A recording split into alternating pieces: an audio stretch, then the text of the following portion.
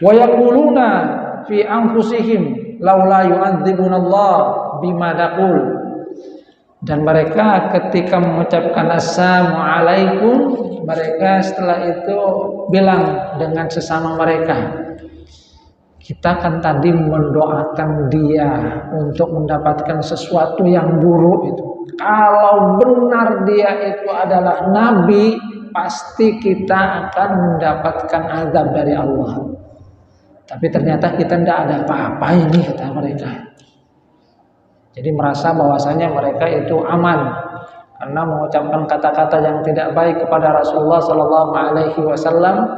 Akan tetapi ternyata mereka fine-fine saja, tidak mendapatkan balasan secara langsung dari Allah Subhanahu Wa Taala. Sehingga mereka katakan, kalau memang dia benar nabi, pasti kita itu sudah kena azab ini. Tapi ini tidak, berarti bukan itu. Maka Allah Subhanahu Wa Taala menyatakan di dalam ayat ini, hasbuhum jahannam yaslaunaha fabi'sal masir. Kata Allah Subhanahu wa taala, hasbuhum jahannam, sudah cukup bagi mereka neraka jahanam. Mereka mungkin tidak langsung diberikan azab oleh Allah Subhanahu wa taala di dunia, akan tapi nanti langsung dicukupkan neraka jahanam di akhirat nanti, dan itu adalah seburuk-buruk tempat kembali. Jadi artinya kalau kita mendapatkan hal yang sama, misalnya di dunia ini ada orang yang dia melakukan banyak maksiat, kok dia hidupnya malah tambah makmur, pangkat jabatannya tambah tinggi, kekayaannya tambah melimpah. Jangan kemudian kita, ini kan banyak berbuat maksiat, kenapa dia malah tidak dapat azab? Maka sesungguhnya kita bisa mengambil iktibar dari ayat ini, bahwa tidak semuanya kemudian langsung diberikan azab oleh Allah Subhanahu wa taala di dunia. Ada yang memang langsung kemudian cukupkan dengan neraka jahanam nanti.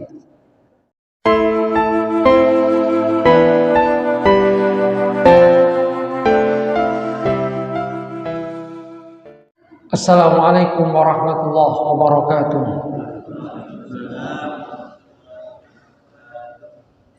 Innal hamdalillah nahmaduhu wa nasta'inuhu wa nastaghfiruh wa na'udzu billahi min shururi anfusina wa min sayyiati a'malina. May yahdihillahu fala mudilla lahu wa may yudlil fala hadiya lahu. Asyhadu an la ilaha illallah wahdahu la syarika lahu wa asyhadu anna Muhammadan abduhu wa rasuluhu la nabiyya ba'dah.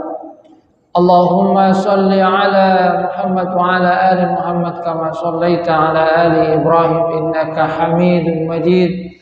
Allahumma barik ala Muhammad wa ala ali Muhammad kama barakta ala ali Ibrahim innaka Hamidum Majid. Rabbi shrah li sadri wa yassir li amri wahlul 'uqdatam min lisani yafqahu qawli, amma ba'du. Hadirin jamaah pengajian rahimakumullah, alhamdulillah atas karunia Allah Subhanahu wa taala, Allah memberikan kita nikmat bisa salat maghrib berjamaah, yang kemudian kita lanjutkan dengan kajian ayat-ayat Al-Qur'an. Kita lanjutkan kajian di surah Al-Mujadalah. Dulu kita sampai pada ayat ke-7, sekarang kita mulai dari ayat ke-8. Firman Allah Subhanahu wa taala, a'udzubillahi minasyaitonir rajim.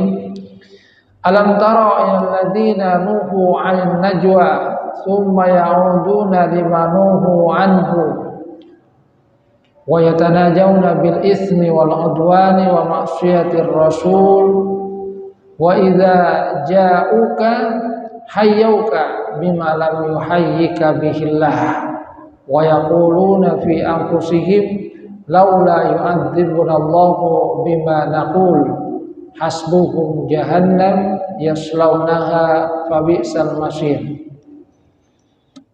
Ayat ini turun berkaitan dengan orang-orang Yahudi dan munafik, di mana Rasulullah Sallallahu Alaihi Wasallam itu telah mengadakan perjanjian damai dengan orang-orang Yahudi.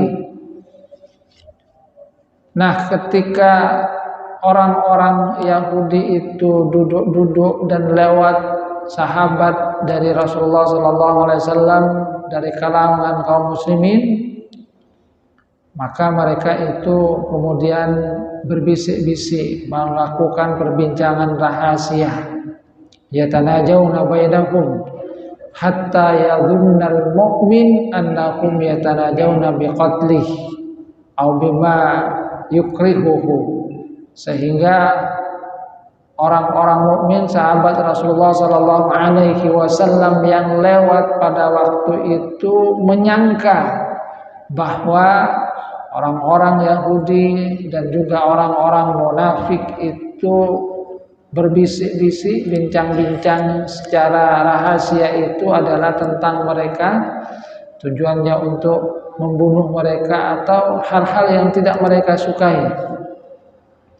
Karena itulah Rasulullah Sallallahu Alaihi Wasallam melarang mereka untuk melakukan hal tersebut lagi, supaya tidak melakukan bisik-bisik tadi, tidak melakukan perbincangan rahasia. Akan tetapi ternyata mereka tetap melakukan apa yang dilarang oleh Rasulullah Sallallahu Alaihi Wasallam. Jadi mereka tetap melakukan bincang-bincang rahasia dari bisik-bisik.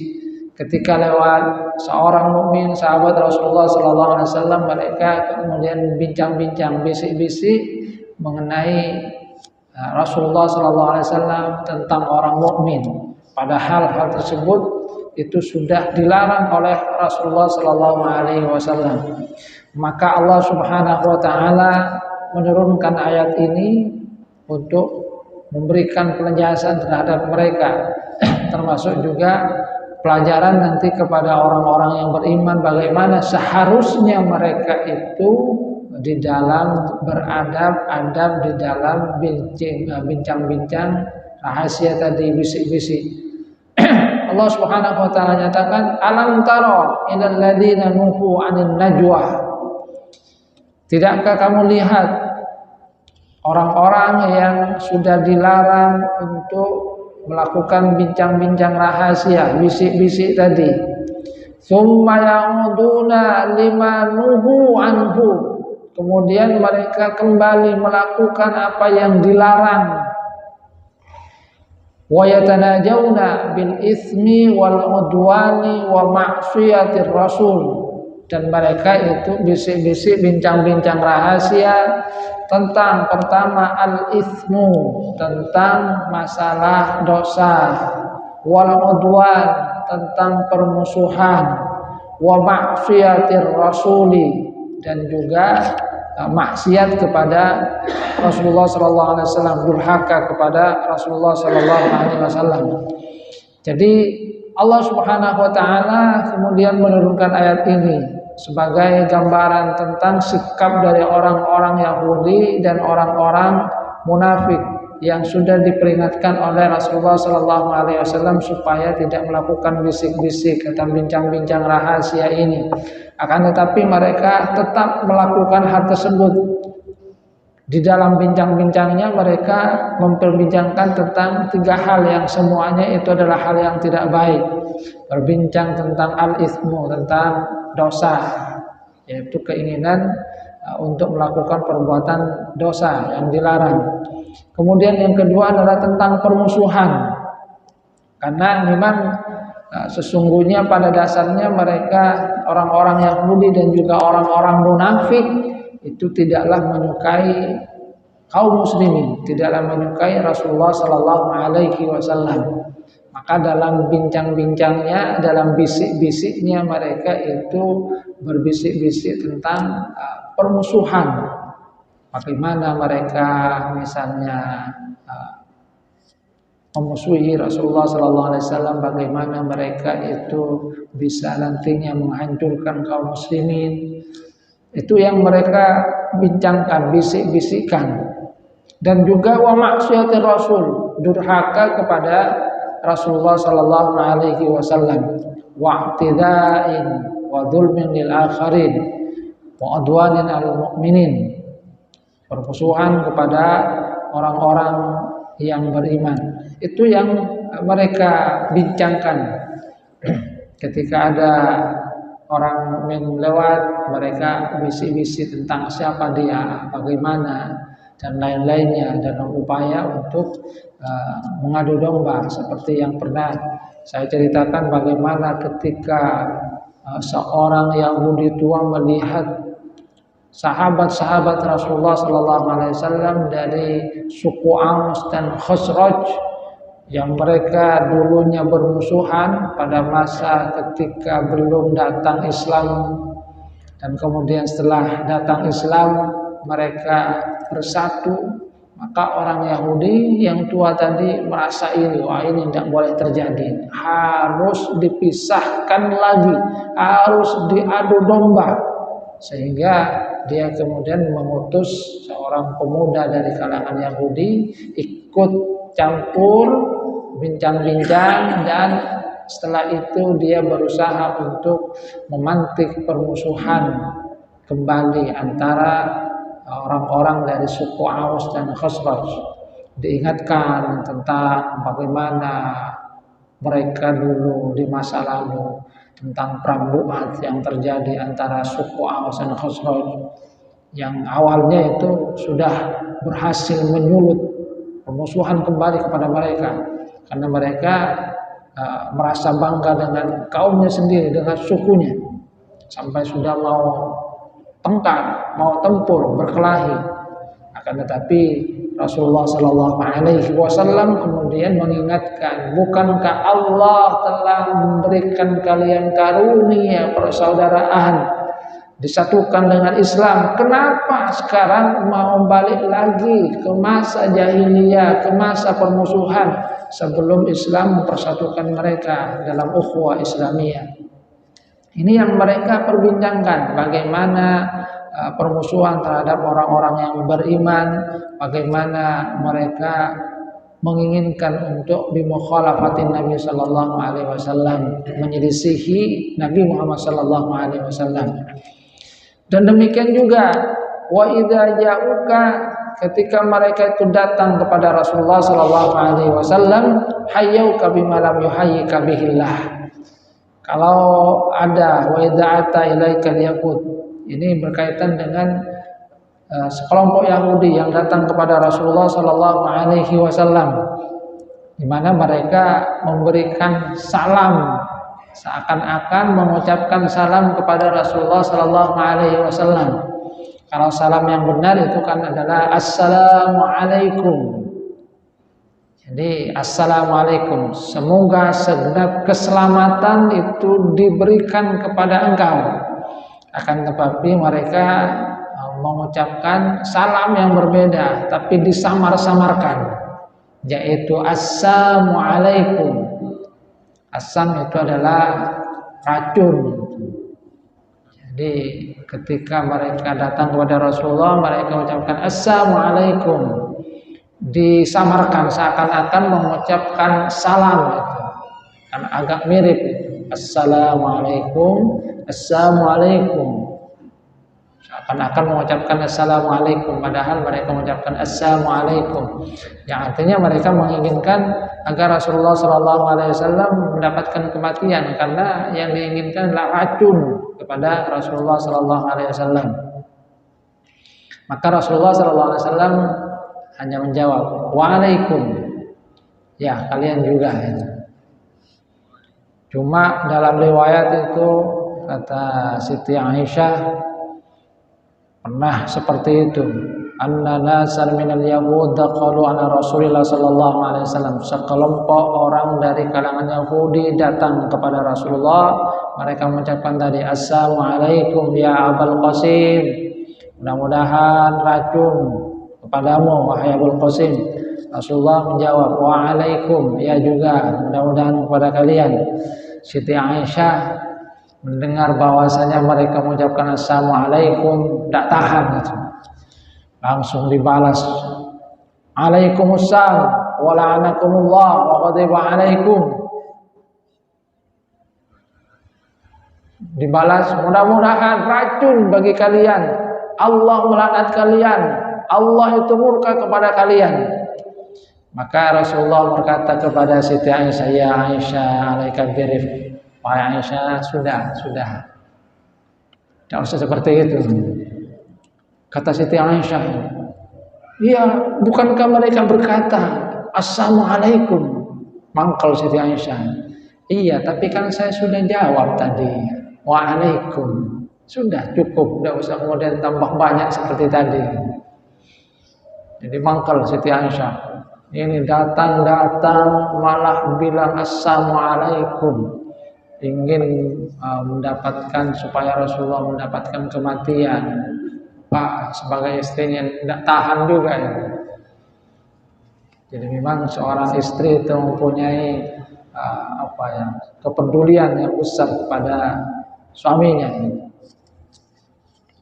Kalau kata Ustaz Rusdi kembali, walaupun kadang-kadang cerewet akan, tapi sungguhnya mereka itu peduli.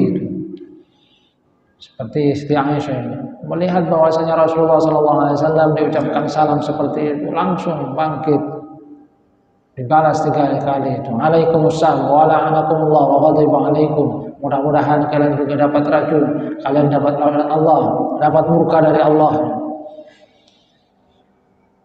Jadi itu yang mereka lakukan, dan memang orang-orang Yahudi itu seringkali menyamar-nyamarkan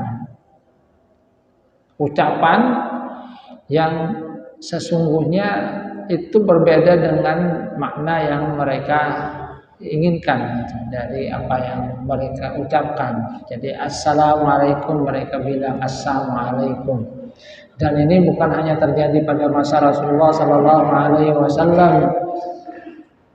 Pada masa Nabi Musa juga demikian, ketika itu mereka diperintahkan untuk mengucapkan hittah, mereka mengucapkan hintah itu. Gandum, itu kan beda. Demikian juga mereka itu mengatakan ra'ina. Maka yang sungguhnya maknanya itu adalah perhatikan kami, tapi kami tidak memperhatikan kalian. Maka Allah Subhanahu wa taala juga melarang supaya jangan ikut-ikutan dengan ungkapan yang dilakukan oleh orang-orang Yahudi. La taqulu ra'ina wa qul unzurna wasma'u. Jangan kalian ucapkan ra'ina, karena ra'ina itu seakan-akan maknanya itu baik, perhatikan kami, akan tapi sungguhnya bukan itu yang diinginkan maknanya oleh orang-orang Yahudi.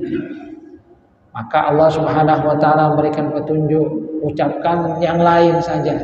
Jangan ikut-ikutan Yahudi yang memang tujuannya itu agak beda.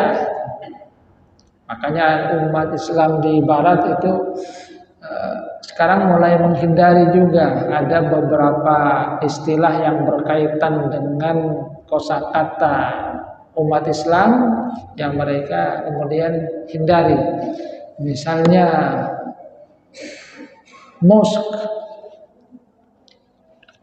itu kan masjid, akan tapi mosque itu kemudian konotasinya nanti ada kaitan dengan mosquito, yaitu nyamuk.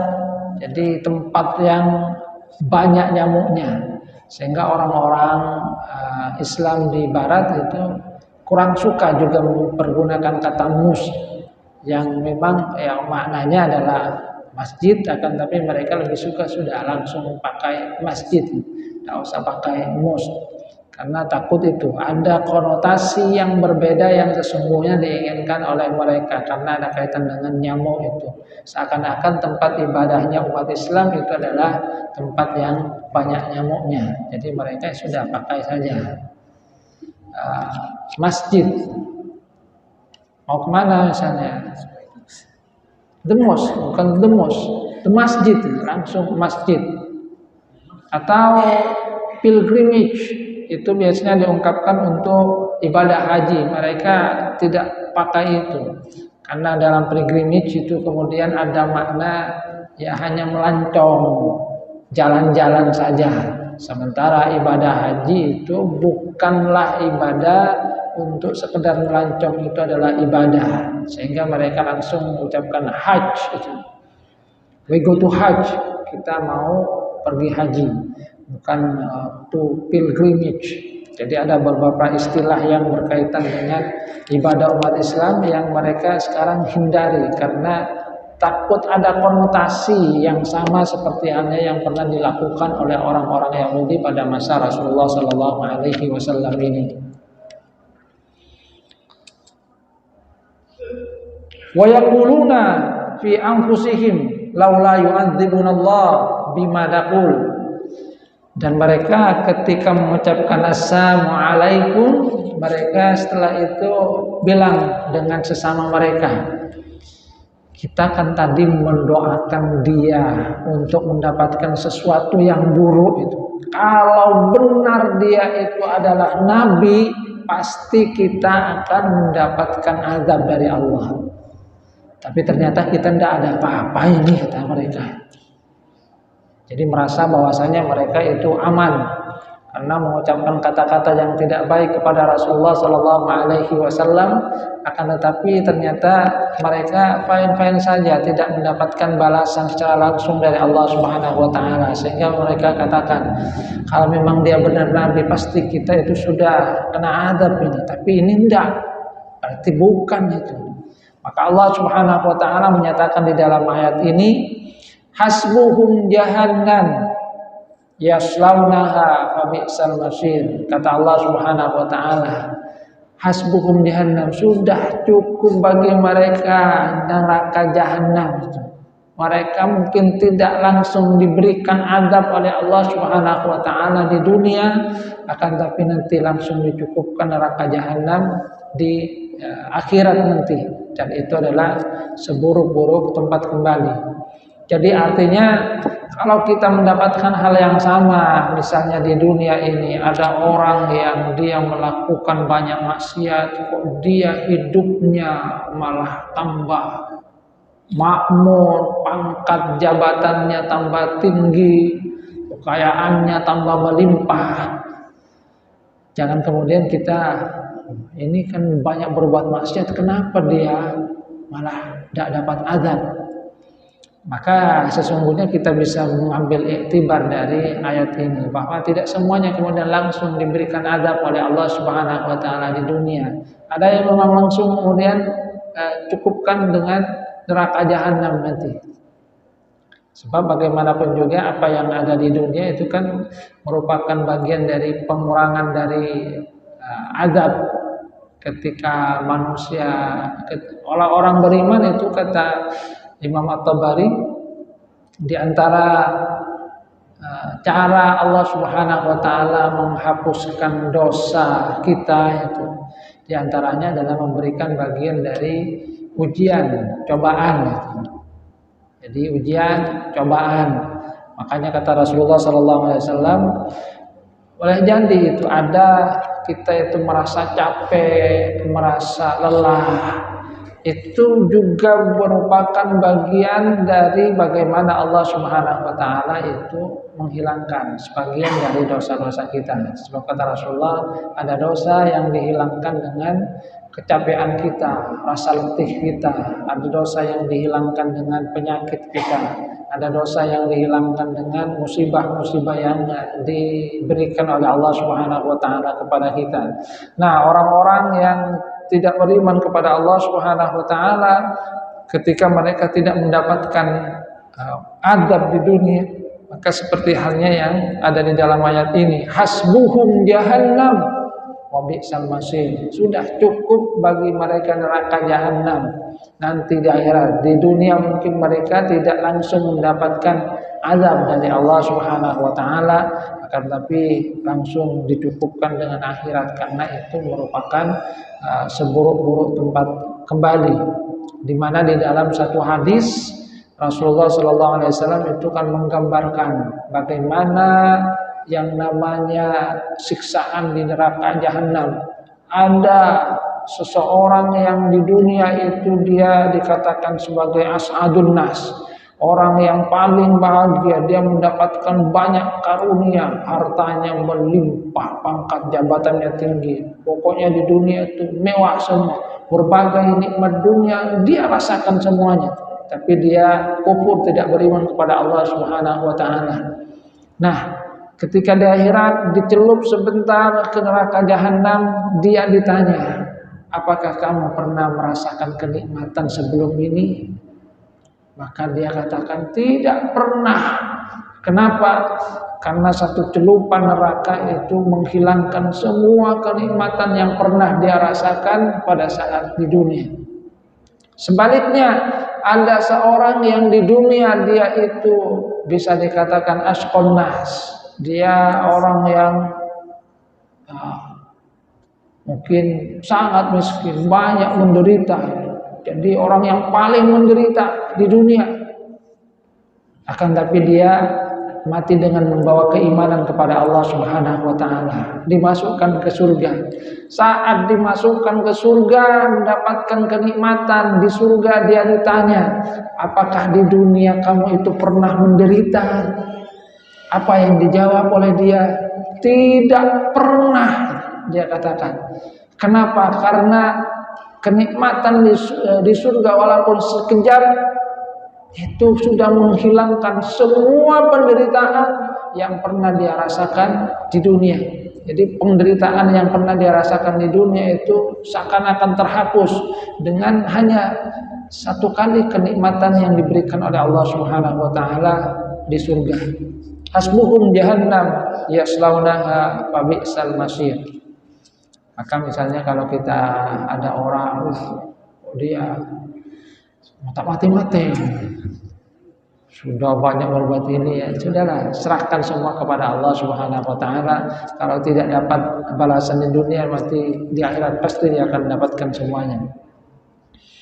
Kemudian Allah Subhanahu wa taala memberikan petunjuk kepada orang-orang yang beriman. Kalau tadi itu membicarakan tentang orang-orang Yahudi dan orang-orang munafik, bagaimana mereka sudah dilarang oleh Rasulullah sallallahu alaihi wasallam, akan tapi tetap melakukan apa yang dilarang oleh Rasulullah, bincang-bincang bisik-bisik tentang dosa, bincang-bincang bisik-bisik tentang bagaimana permusuhan, bincang-bincang bisik-bisik itu tentang maksiat, durhaka kepada Rasulullah sallallahu alaihi wasallam.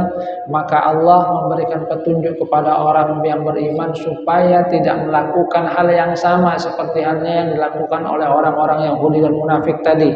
Allah Subhanahu wa taala berfirman, "A'udzubillahi minasyaitonir rajim. Ya ayyuhalladzina amanu idza tanajaitum fala tatanajaw bil itsmi wal udwani wa ma'siyatir rasul." Wahai orang-orang yang beriman, kalau kalian itu bisik-bisik, bincang-bincang rahasia, maka janganlah kalian itu bisik-bisik tentang dosa. Jangan bisik-bisik tentang permusuhan. Jangan bisik-bisik tentang durhaka kepada Rasulullah sallallahu alaihi wasallam. Namun apa yang boleh kalian bisikkan? Wa tanajaw bil birri wat taqwa. Hendaklah kalian itu kalau mau bisik-bisik, bincang-bincang rahasia, itu adalah tentang al birru, masalah kebaikan. Silahkan, tidak apa-apa. Bisik-bisik gimana kalau nanti kita sedekah. Bisik-bisik gimana kalau kita melakukan ini. Bil birri wat taqwa, tentang kebaikan, tentang takwa. Wattaqullah alladzi ilaihi tusyarun. Dan bertakwalah kepada Allah yang kepadanya kalian nanti akan dikumpulkan, dikembalikan nanti kepada Allah Subhanahu wa taala. Jadi di dalam ayat ini Allah Subhanahu wa taala memberikan petunjuk kepada orang-orang yang beriman. Jangan seperti orang-orang Yahudi, orang-orang munafik, di mana mereka ketika bisik-bisik, bincang-bincang rahasia, itu bisik-bisiknya adalah tentang dosa, bisik-bisik tentang bagaimana permusuhan, bagaimana durhaka kepada Rasulullah sallallahu alaihi wasallam. Tapi hendaklah bisik-bisik yang lainnya, yaitu tentang masalah kebajikan.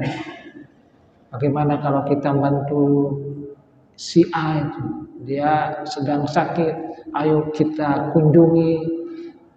Itu adalah at-tanaji, najwa bil birri wat taqwa, dan tentang ketakwaan.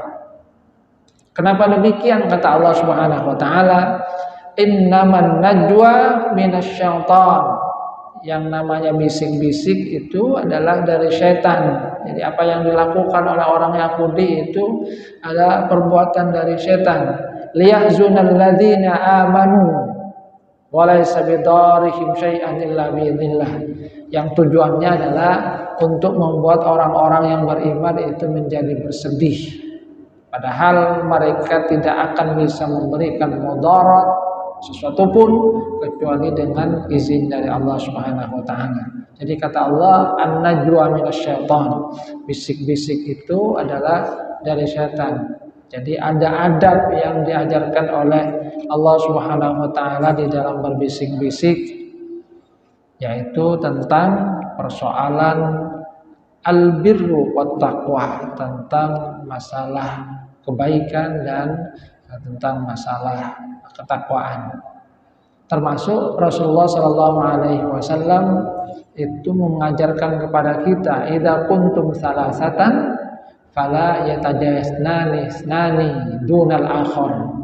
Kalau kalian itu, jadi kalau kalian itu bertiga, kata Rasulullah Shallallahu Alaihi Wasallam, jangan yang dua orang itu bisik-bisik, tidak melibatkan yang satunya lagi. Kenapa demikian?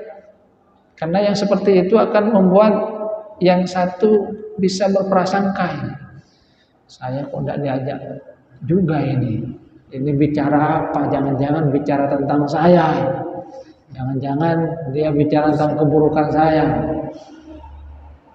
Jadi kalau bertiga,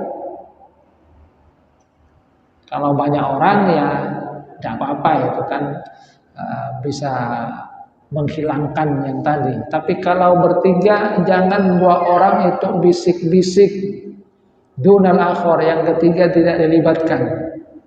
Karena yang seperti itu kata Rasulullah itu bisa membuat dia sedih, dia berpikiran buruk. Ada apa kok dua orang ini kok bincang-bincang? Jangan-jangan saya ada salah, jangan-jangan, sampai berkumpul dengan banyak manusia.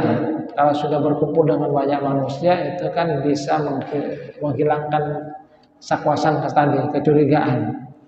Misalnya berlima, berenam, bisik-bisik berdua, itu kan menghilangkan yang kecurigaan tadi. Kalau bertiga jangan, kata Rasulullah SAW. Innaman najwa minasyaitan. Sungguhnya bisik-bisik itu dari setan, yang tujuannya adalah untuk membuat orang-orang yang beriman itu sedih. Walaysa bidarrihim syai'an illa biidznillah.